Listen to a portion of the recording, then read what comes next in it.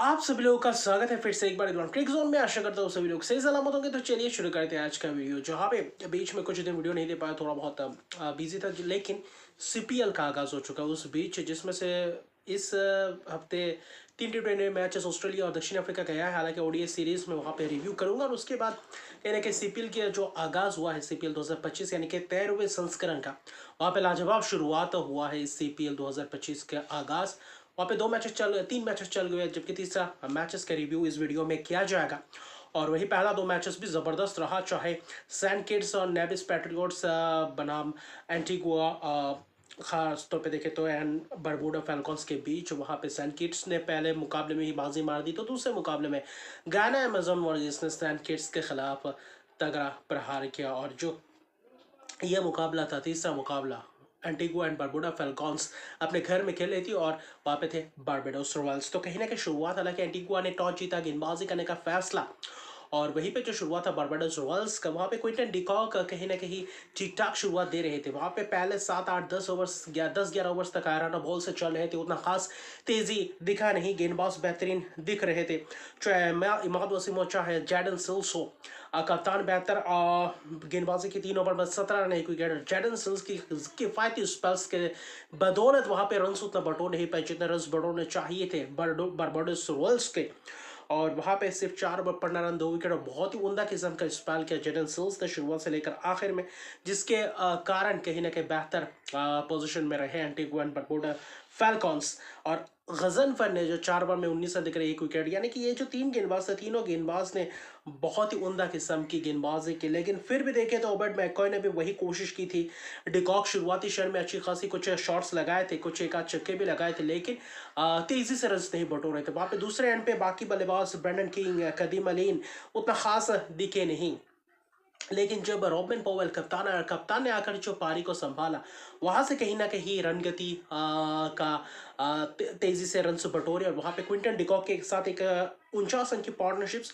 लेकिन जो robin Powell ने आखिरी के वो जो 2 ओवर्स में किए, वो कारनामे, जिस कारनामे ने पूरी तरीके से बारबाडोस रॉयल्स को मैच में बने रहने के लिए पूरी तरीके से जान झोंक दिया था। और वही कप्तान की कोशिश भी थी। हालांकि क्विंटन डिकॉक 57 रन बना के ओबर्ट मैकॉय के शिकार बन गए, लेकिन 45 गेंदों में जहाँ पे थोड़ा बहुत वक्त लगाया। लेकिन वो जो आखिरी 2 ओवर्स थे, वहाँ पे ओडियन स्मिथ को जो रोंदा है, वो कहीं ना कहीं बेहतर। ओबर्ट मैकॉय के ओवर में 9 रन, भले विकेट गए हो, वो आखिरी ओवर में जो 3 छक्के लगा, वाइट के रन्स गए, वहाँ पे 23 रन से एक ओवर में, आखिरी ओवर वो था जहाँ जिसके बदौलत ऐसे 130 भी रन बन नहीं पा रहे थे, और वहां से 152 तक, 151 तक पहुंच गए, भले विकेट्स गए, लेकिन कप्तान ने भी अर्शदीप का पारी जड़ दिया। 5 छक्के, 3 चौके, 24 रन, 24 गेंद, 51 रन, शानदार अर्शदीप का पारी नाबाद रहे। और बारबाडोस रॉयल्स के नैया पार लगाया, कहीं ना कहीं 151 तक पहुंचे, एक फाइटिंग टोटल तक पहुंच गए थे। शुरुआत ज़बरदस्त स्पेल्स किया था, पावर प्ले में भी अच्छी खासी जकड़ कर रखा था एंटीगुआ एंड बारबुडा फैल्कॉन्स ने। और फैल्कॉन्स की कोशिश थी कि कम से कम रन्स तक रोका जाए और यह मैच जीता जाए, क्योंकि पहला मुकाबला ही हार गए थे बहुत ही ख़राब अंदाज में, मैं कहूँगा। लेकिन 152 रन का टारगेट था, वहाँ पे भी एंटीगुआ एंड बारबुडा फैल्कॉन्स कहीं ना कहीं लड़खड़ाती हुई शुरुआत दिखाई दी। चाहे रैकिम कॉर्नवाल की बात करें, डैनियल सम्स ने ज़बरदस्त गेंदबाजी की शुरुआत की। वहाँ पे कुछ बीच में पार्टनरशिप बने थे, जुएल एंड्रयू और कहीं ना कहीं करीमा गोर। और करीमा गोर ने जो 2 मैचेस में प्रदर्शन किया, पूरी तरीके से लाजवाब प्रदर्शन करके दिखाया, और ये कहीं ना कहीं कंसिस्टेंसी दिखा रहा है। और आने वाले समय में ये जो सीपीएल में डेब्यू किया है, आने वाले समय में वेस्ट इंडीज़ के लिए एक बेहतर कोशिश कर सकते हैं। और वही कोशिश कर सकते हैं वेस्ट इंडीज़ के सरजमीन पर जाकर ऐसे खेले, तो ये बहुत ही उम्दा किस्म का ये एक बल्लेबाज है, और ये यूएसए के लिए खेलते, तो कहीं ना कहीं करीमा गोर आने वाले समय में यूएसए के लिए क्या लाजवाब प्रदर्शन कर पाती है, क्योंकि आने वाले समय में T20 वर्ल्ड कप है, तो करीमा गोर के लिए एक ज़बरदस्त अपॉर्चुनिटी यहाँ पे एक अच्छा खासा प्रभाव डाले, क्योंकि एक अच्छी खासी वर्ल्ड क्लास गेंदबाज वर्ल्ड क्लास टीम्स के खिलाफ, यानी कि जो टीम से हर टीम में एक ज़बरदस्त खिलाड़ी मौजूद है, तो इसलिए एक बेहतर है। शकीब अल हसन भी इस टीम में मौजूद है, लेकिन शकीब अल हसन बल्लेबाजी में भी उतना खास उम्मीद नहीं जगा पे। जोमेल वारिकर ने बेहतर विकेट चटकाया, लेकिन करीमा गोर ने जो नाबाद जो पार्टनरशिप की, जो अर्शदीप की पार्टनरशिप, जो बेहतर खेल को प्रदर्शन किया, वहाँ पे जो रन्स बटोरे बेहतर अंदाज में और आखिर तक मैच को लेकर गया। अगर करीमा गोरी इस मैच में भी वो बल्लेबाजी नहीं करते तो शायद एंटीगुआ एंड बारबुडा फैल्कॉन्स के लिए बहुत ही मुश्किल होता और जिसके बदौलत फिर से वही लड़खड़ाती हुई नजर आती है। इमाद वसीम ने भी आखिर में छक्का लगाया, शकीब अल हसन भी थे, 13 गेंद में 13 रन, वहाँ पे थोड़ा बहुत गेंद खा गए तो सभी गेंद बल्लेबाजों ने समय लगाया। करीमा गो ने भी समय लगाया, लेकिन कहीं ना कहीं दूसरे एंड में बने रहने के लिए ये बिल्कुल पूरी तरीके से सक्षम था और वहाँ पे खरे भी उतरे। हालांकि 4 over 20 run 1 wicket, जोमेल वरीकान, Mujibur Rahman भी बेहतर गेंदबाजी है तो स्पिनर्स ने पूरी तरीके से बीच में गेंदबाजी कर वहाँ पे सफल भी रहे।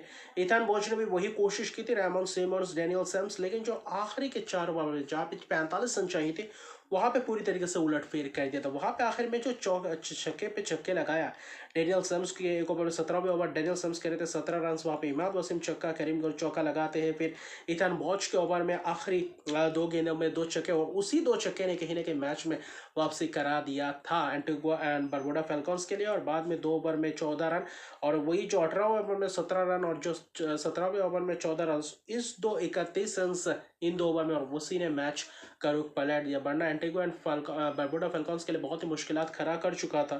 फिर डेनियल सिम्स के 19वें ओवर में आखिरी छक्का बनना, वहाँ पे भी प्रेशर बने रहते और फेबियन एलन ने वो छक्का लगाया और कहीं ना कहीं प्रेशर को हटाया और करीमा गोर की वो जो नाबाद 64 रन की पारी थी उसने कहीं ना कहीं मैच पूरी तरीके से गिरफ्त में एंटीगुआ एंड बारबुडा फैल्कन्स के हक में लाकर खड़ा कर दिया और 6 विकेट की एक ज़बरदस्त जीत। शुरुआत भले ही थोड़ा बहुत लड़खड़ाती हुई शुरुआत हो, लेकिन वहाँ पे करीमा गोर की फिर एक प्रदर्शन और कंसिस्टेंसी दिख रहा है तो कहीं ना कहीं एंटीगुआ एंड बारबुडा फैल्कन्स के लिए एक ज़बरदस्त खिलाड़ी कहीं ना कहीं आया है। इस CPL में डेब्यू करते हुए ज़बरदस्त 2 मैचेस में तो प्रदर्शन करके दिखाया है, तो ये एक लाजवाब खोज है। और इसी के साथ तीसरा मैच खत्म होता है और 6 विकेट की जीत अपने घर पे एंटीगुआ एंड बारबुडा फैल्कॉन्स की एक शानदार शुरुआत जीत के साथ। बारबाडोस रोज पहला मुकाबला हार का सामना करना पड़ता है, लेकिन कहीं ना कहीं आज 2 मुकाबले यानी कि आज शाम के 8:30 बजे भारतीय समय के अनुसार और फिर कल सुबह 4:30 बजे तो यानी कि ये 2 मैचेस बहुत ही उम्दा किस्म के होने वाले हैं, क्योंकि Saint Kitts and Nevis Patriots बनाम ट्रिनिडाद यूनाइटेड राइडर्स अपना पहला मुकाबला खेलते हुए नजर आएंगे इस सीजन का। यहाँ पे भी निकोलस पूरन कप्तान रहेंगे, कायरन पोलार्ड नहीं, तो वहाँ पे भी दिलचस्प रहेंगे। फिर कल सुबह जो होगा वहाँ पे एंटीगुआ एंड बारबुडा फैल्कन्स फिर से आपको नजर आएंगे किसके सामने, सेंट लुसिया किंग्स, जो कि पहला मुकाबला खेलते हुए नजर आएंगे इस सीजन का। तो दिलचस्प ये CPL 2025 जाने वाला है, क्योंकि 5 ओवरसीज खिलाड़ी एक स्क्वाड में मतलब प्लेइंग 11 में मौजूद है, तो वहाँ पे और भी ज़्यादा कम्पिटेटिव देखने को मिल रहा है। तो अभी के लिए इतने, अगर तो मेरे चैनल को सब्सक्राइब नहीं तो मेरे चैनल को सब्सक्राइब कर दीजिए, लाइक शेयर कमेंट जरूर कीजिए और ऐसे ही दिलचस्प मुकाबले देखने को मिलेंगे, क्योंकि CPL एक अलग ही अंदाज में, क्योंकि 13वें संस्करण में क्या एक और नए विजेता मिल सकते हैं, नहीं, क्योंकि सेंट लुसिया किंग्स जो डिफेंडिंग चैंपियंस है इस सीजन कैसे खेलेंगे इस सीजन, वहाँ पे निगाह रहेंगे और ट्रिनिडाद नाइट राइडर्स कैसे शुरुआत करते हैं आज ये पता चलेगा। तो मैच के बाद वीडियो लेकर आऊँगा, तो मिलते हैं अगले वीडियो में, तब तक के लिए गुड बाय।